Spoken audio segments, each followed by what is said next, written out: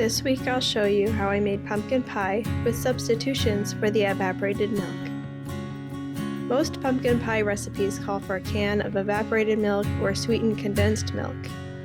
With the sweetened condensed milk recipes, you don't have to add sugar, which makes it a really nice, efficient method. But the way I'm making pie right now is less about quick and easy and more about available ingredients. In this economy, I try to cut single-use items from my grocery list when I can. If I can make a pumpkin pie with heavy cream or milk, I'd rather just stock up on those things because I have use for those things in other areas. So in this video, I'm making one pie with heavy cream plus a little milk and another pie with just milk. Last week I had made a pie using 3/4 of a cup of heavy cream as an alternative to evaporated milk, and it was really quite good. So that's what I'm going to recommend. But on the day of filming this video, I was running out of cream. So I'll show you how the pies turned out and share my current recipe. But first, here's my grandma's pie crust recipe. 2 cups of flour, 3/4 of a cup of shortening or cold butter, a dash of salt, and 1/3 cup or more of ice water. I use the food processor to cut the butter into the flour and then add the water until it turns into dough. Then divide into 2 and refrigerate for a couple hours in some saran wrap. I don't always feel like it, but this time I felt like adding some leaves and pumpkins with the extra dough I had.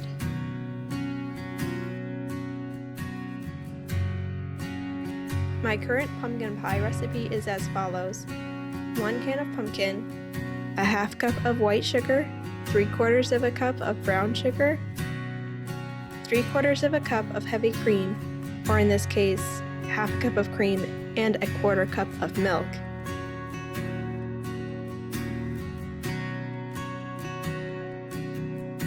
Four eggs, 1/4 cup of flour,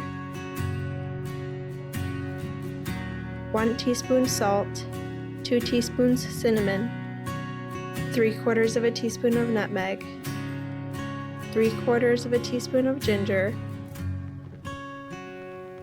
1/4 teaspoon of allspice.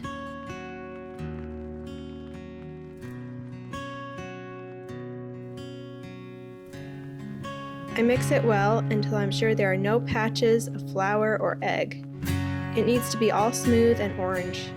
I add it to my unbaked pie crust and put it in a 450-degree oven for 15 minutes.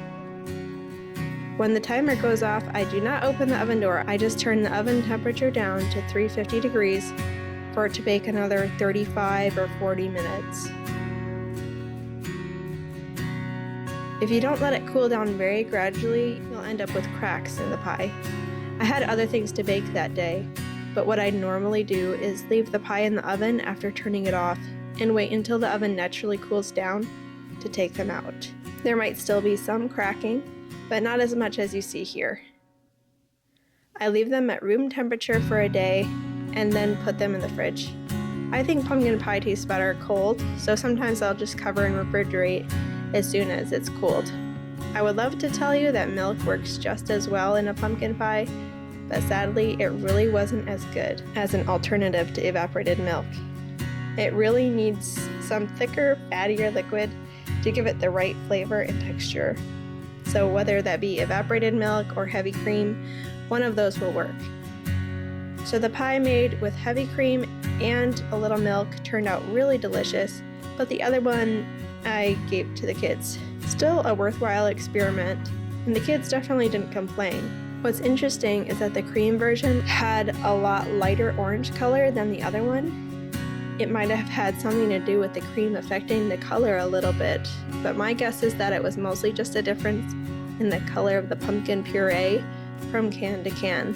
In the future, I want to experiment with using 1 less egg and slightly more cream.